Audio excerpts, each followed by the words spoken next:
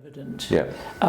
So these themes are interrelated very much. And I think a lot of these interventions over the last 20, 30 years, we've been seduced by personality.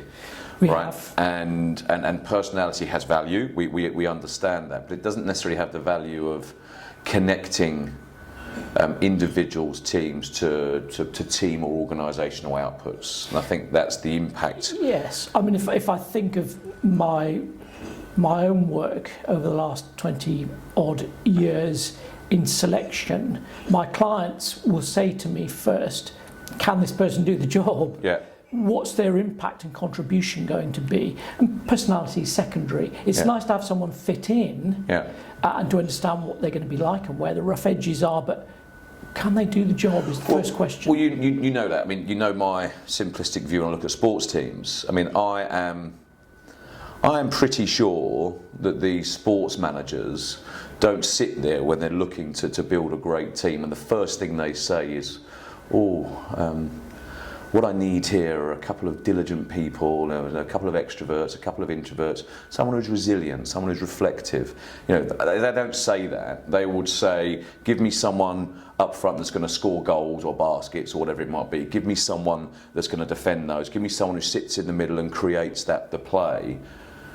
And then let them all work together. That's what they say. Because they look at the impact first, personality second. So I suppose that's where the GC index comes in. It does really surprise me that organisations have not embraced that simple concept, and I don't know why that's the case. I think you're being a little unfair. Okay. We are increasingly talking to some quite visionary folk in the world of talent, in human resources, that see that need to shift fundamentally their view of what talent is. That's the starting point.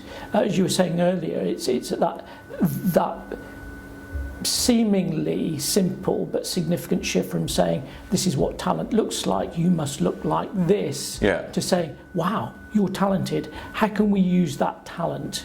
And that's quite it's probably harder work to go that route, but I think we're seeing that shift, or am I being overly optimistic? I don't know. No, we are seeing that shift. I think certainly what we're seeing is because, yes, change is ever present, right? It doesn't matter. But we're seeing the pace. You could argue, seeing the pace of change, certainly organisational change, moving at a rate that we've never seen before. Organisations, big organisations, are changing or they have a need to change at a rapid rate. And I think the frameworks, leadership, talent frameworks that we've used before probably don't move quick enough for the adaptable change of the organisation. So I think it's how do organisations align the energy, the impacts that their people, their talent can make quickly in a language and a framework that enables them to align it to business processes much quicker. And I think that's really where organisations are starting to see that we need to align our talent to business impact and the needs of the business. And to be very concrete about that, I'm very excited that we have as one of our guests on the People Leaders series Sharon Kemp, who's the CEO at Rotherham. Right. And she is a perfect illustration of the right leader in the right place at the right time. Yeah. She had a leadership style. She's been there 4 years and turned the place around, and we will hear her story.